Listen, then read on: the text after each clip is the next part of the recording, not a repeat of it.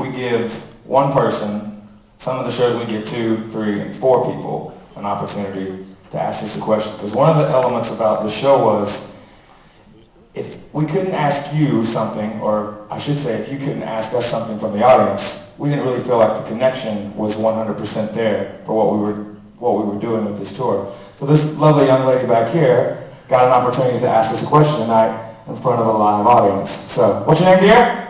Tina. Tina, everyone say hey to her. What's up? And you have one question or 2 questions? I have one. One question, all right. Shoot. I first wanted to say it was absolutely nice to meet you all earlier tonight. You're fantastic. It was our absolute pleasure. It was lovely to meet you too, my dear. And I'm a Q103 listener. God bless America. You guys rock.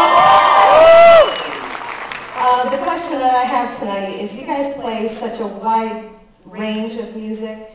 What bands did you guys listen to that initially inspired you to play the music that you do today? Mr. Eric Bass. I'm giving this one to you first. I have to give it to Eric first. He always gives it to me first because I've got the lamest answer.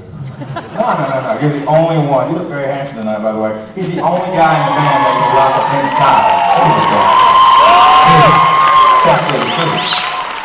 We've been asked this question once or twice on the tour already.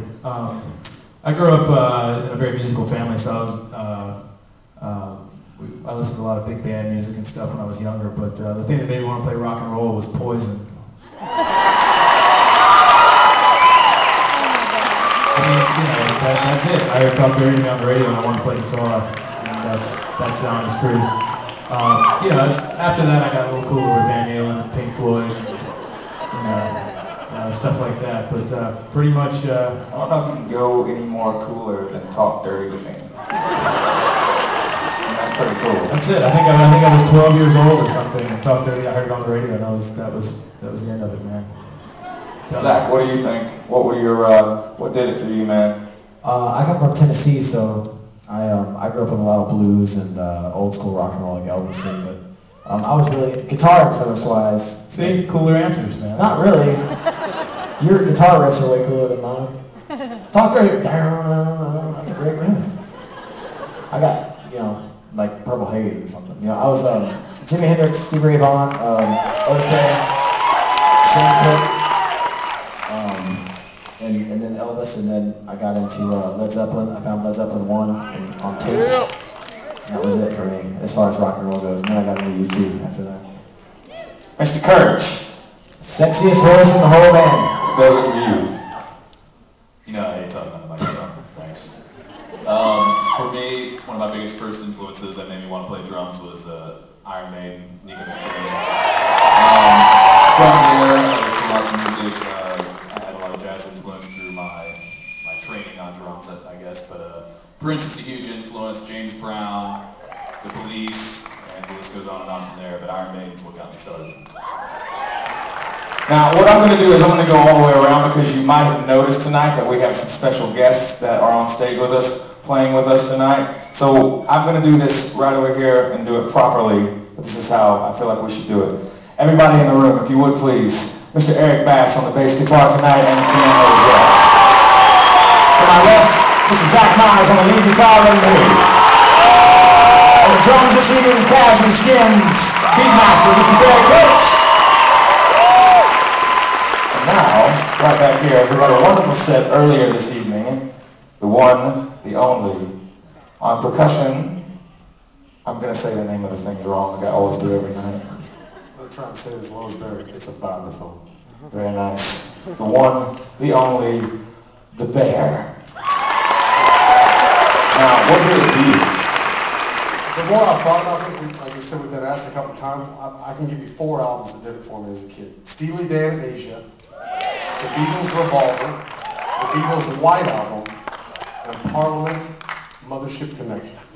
Very good. From Charleston, South Carolina, on second guitar, our very, very good friend back here, looking very handsome this evening, Mr. Alan Price.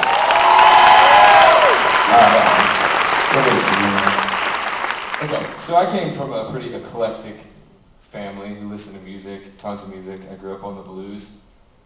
But I can remember back to listening to music while I was doing my homework and having my mom come in and go, "Take those headphones off. That devil music." Anyway, you probably never heard of this band, but a little band called Metallica. Awesome. Mr. Ashurst, would you escort me to the front of the stage? And tonight, on bass guitar as well, looking extremely handsome in the blue. You know I'm a fan of the blue. And my barber brother, we got a line done today at the barber shop. That was tight. It was. And playing bass guitar with us tonight, everyone, Mr. Ryan Ashurst. Let him hear you. Good evening to you. I got two bands that really like me. I'd have to say it was Slayer and Devo, because I like it. Very nice. We have to thank Albany for getting extremely hammered last night. Oh, me. You took all of my answers. No, I just took one. You just took them? I just took one answer of yours. I took Otis Redding, which is your biggest one, but you have other ones that weren't in my category. I gotta be honest with you. I've had, for me, it goes, I've always been into power singers. When I was a kid, I would scream my head off until I could hit the note from people honestly, the very first time I heard Appetite for Destruction, I was just like, that a guy could go that high with that much power behind his voice. I mean, Guns N' Roses really did it for me. And then I'm going to be a little bit more modern day, but Soundgarden, Chris Cornell is a brilliant, brilliant singer. But, what Zach was saying with Otis Redding and Sam Cooke and Al Green, same influences there as well. But on the female side of that, you know what, there's nothing like listening to Billie Holiday or Nina Simone or Ella Fitzgerald to put you I always feel like those ladies, when I put those records on, I feel like they're singing to just me. That I'm the only person in the room. That always feels really good. So, I hope I answered your question, my dear. Let's get back to the music. Now I know we're a little bit of a time restraint right now, so I'm going to make this next one kind of quick.